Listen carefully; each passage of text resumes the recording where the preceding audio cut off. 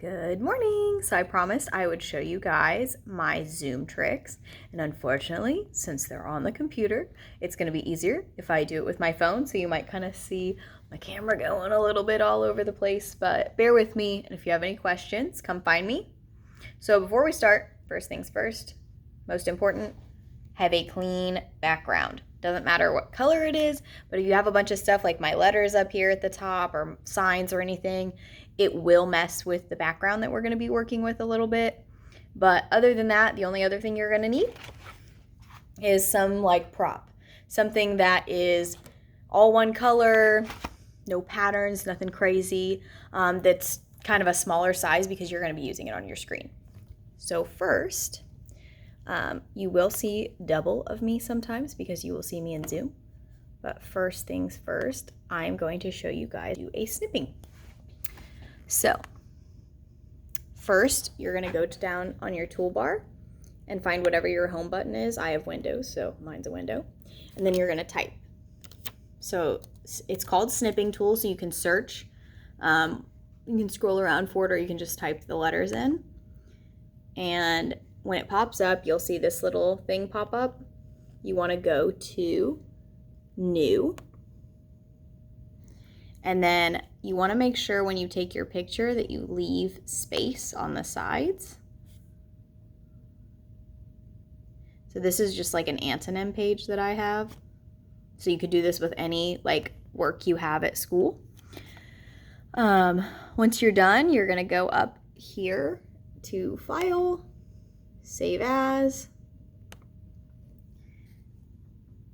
and you want it to be a PNG. That's like a picture file. If you don't save it as that, sometimes it won't work 100% right. I've already saved this, so I'm not going to do it twice. No, if you change your mind or you want to redo it, you can totally do that. So then we're going to open back up into Zoom so you can see what we're going to do with our snipping of our picture. Okay, so now we're in Zoom. So if you go down here to the bottom corner, you have to move your screen around, like your mouse around for it to pop up, but you'll see this little video camera down here, and then you'll see an arrow, and you want to click the arrow and click Choose Virtual Background, and then you'll see this pop up. So you can go to this tiny little plus sign and click Add Image. And then you can add anything from your pictures. Like I said, that's a PNG file. You want to save it as a picture. And then you just click Open. So I chose a core board. And when you exit out, you should be able to see the core board.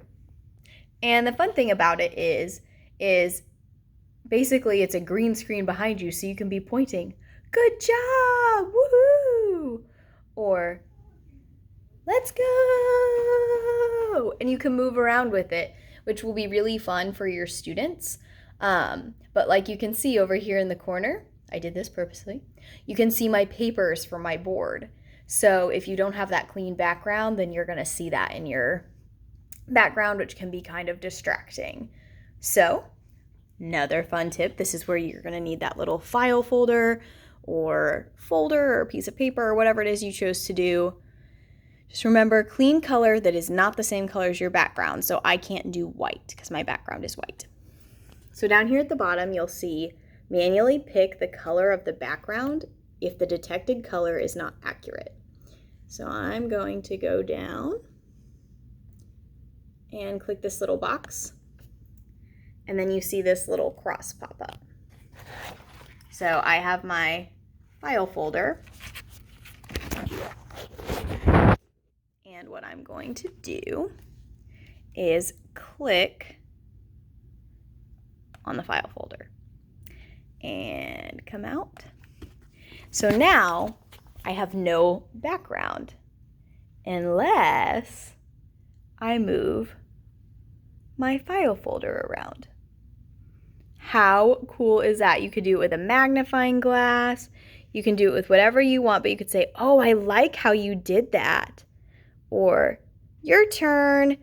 Or whatever it is you're doing. If you have say you're doing work with your students, you could have it pulled up. They can't see it while you're talking, but then you could highlight different areas, or you could bring up a question or a picture or a visual aid without getting into another screen. So that's just like a really fun way for you guys to try some new tricks with your students. So I hope this helps. If you have any questions, please let me know, and I would be happy to help you. Thanks, guys.